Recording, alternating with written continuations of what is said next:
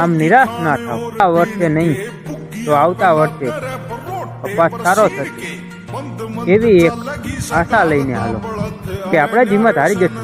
આપણા જ દેશના બાળકો આપણા જ કારણે કોકના બાળકો ભૂખ્યા રહે છે।